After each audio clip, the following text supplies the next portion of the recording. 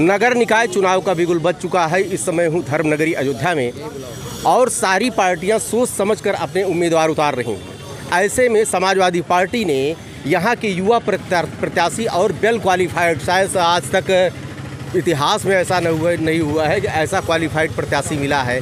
युवा हैं हमारे आशीष पांडे दीपू जी, और दीपू जी के साथ ये इनको राजनीति विरासत में मिली है। इनसे मैं जानना चाहूँगा कि अपनी विरासत को लेकर चलेंगे, अपना इनका व्यक्तित्व कम करेगा, क्योंकि आने वाले समय में चुनाव, इस समय हालांकि ठंडी है, मौसम बहुत ठंड है, लेकिन चुनावी पारा अपने शबाब पर है।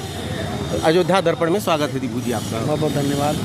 आप ये बताइए, राजनीति आपको विरासत में मिली है, आप अभी राजनीति की शुरुआत करने जा रहे हैं, जनता आप पर क्यों विश्वास करेगी? देखिए, जनता का विश्वास जीतना ही एक नेता के अंदर, एक जनप्रतिनिधि के अंदर सबसे बड़ी कला और गुण है। जी जी। मेरे पिता श्री जयशंकर पांडे जी अयोध्या से 2 बार विधायक रहे हैं। जी जी। मेरे बड़े भाई आदरणीय तेजनारायण पांडे जी यहाँ से एमएलए रहे हैं, मंत्री रहे हैं, और 2012 में जब हम लोग समाजवादी पार्टी की सरकार में थे, समाजवादी सरकार बनी हुई थी, उस वक्त हमारे नेता आदरणीय राष्ट्रपति श्री अखिलेश यादव जी थे।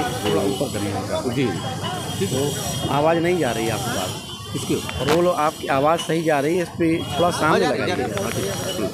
हम 2012 में जब समाजवादी पार्टी की सरकार थी, समाजवादी पार्टी की सरकार में हमारे नेता राष्ट्रपति श्री अखिलेश यादव जी मुख्यमंत्री हुआ करते थे, हमारे बड़े भाई आदरणीय तेजनारायण पांडे जी यहाँ पर मंत्री थे। उस वक्त अयोध्या में चहुमुखी विकास चारों तरफ दिखाई पड़ता था।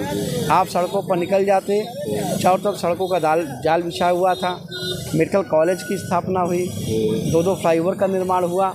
उस समय लग रहा था कि अयोध्या में विकास हो रहा है। आज आप निकल जाइए सड़कों पर, चारों तरफ घर टूटे हुए पड़े हुए हैं। चारों तरफ आप देख रहे होंगे लोग अपने ही घर को हाथ छेनी हथौड़ी लेकर के तोड़ रहे हैं, तो वो नहीं तोड़ रहे हैं तो बुलडोजर तोड़ रहा है, सरकार का बुलडोजर और जेसीबी लग करके तोड़ाई हो रही है। तो ये अयोध्या का विकास नहीं, अयोध्या के विनाश की तरफ सारे लोग जा रहे हैं। तो हम लोग उसी प्यारी अयोध्या को बचाने के लिए हम लोग संकल्पबद्ध हैं।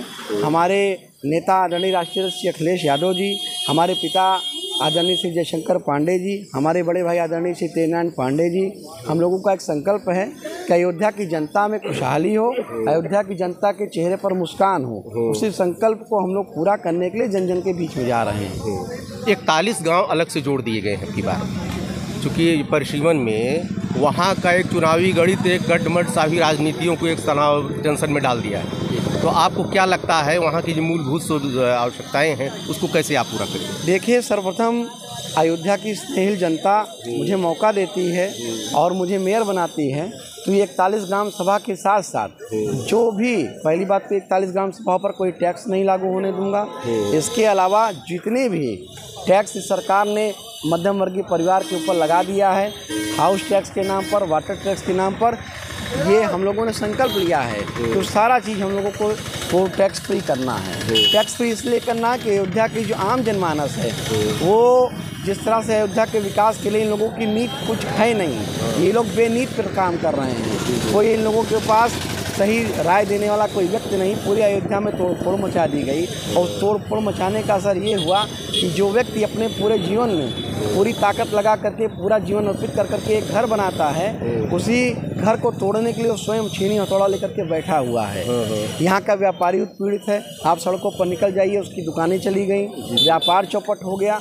तो हम लोगों का पहला लक्ष्य है, हमारा पहला संकल्प है कि हमें उन व्यापारियों के लिए, उन मध्यम वर्गीय परिवार के लिए, या उन परिवारों के लिए जिनके घर चले गए हैं, जिनको मुआवजे के नाम पर फूटी कौड़ी नहीं मिली और पूरा घर चला गया, पहले तो उन लोगों की मदद करना, उनकी सुख सुविधा का ख्याल रखना। युवा हैं आप और सुदर्शन भी हैं, इसका विधान पार्टी ने अब की बार रखा है, तो आप युवाओं के लिए क्या आपकी सोच है? देखिए, मैं युवाओं से मैं एक आग्रह करना चाहता हूं कि आपके आसपास या आपके जानकारी में जो भी व्यक्ति हो, जो भी आपके जानने वाला हो, उस व्यक्ति की आप मदद करिए, उसकी सेवा करिए।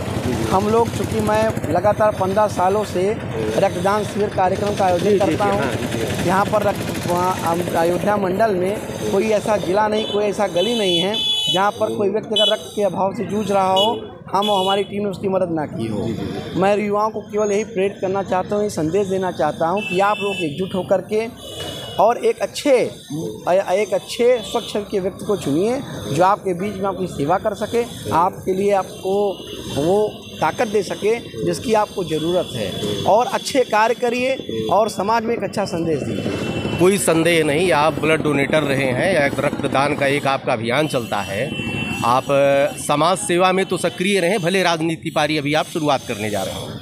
ये बताएं कि अयोध्या संवेदनशील है, यहाँ से लाखों की संख्या में बाहर से श्रद्धालु आते हैं, उनके लिए जैसे इस समय अयोध्या में काफ़ी चौड़ीकरण को लेकर बड़ी हो की स्थिति है, बड़ी उनको समस्याएं आ रही, तोड़ फोड़ मची है, उनके लिए आप क्या करना चाहेंगे? देखिए, अयोध्या में शुरू से ही श्रद्धालु आज से नहीं आते हैं। अयोध्या में अगर आपको याद होगा, हम लोग तो बच्चे थे तब भी जब कोई मेला लगता था, नहान होता था, तब भी लाखों लाखों की भीड़ उमड़ा करती थी। आज बाहर से श्रद्धालु ज़्यादा आ रहे हैं, तो श्रद्धालुओं के लिए विशेष व्यवस्थाएं बनाई जाएंगी, यातायात की व्यवस्था सुचारू रूप से बनाई जाएगी।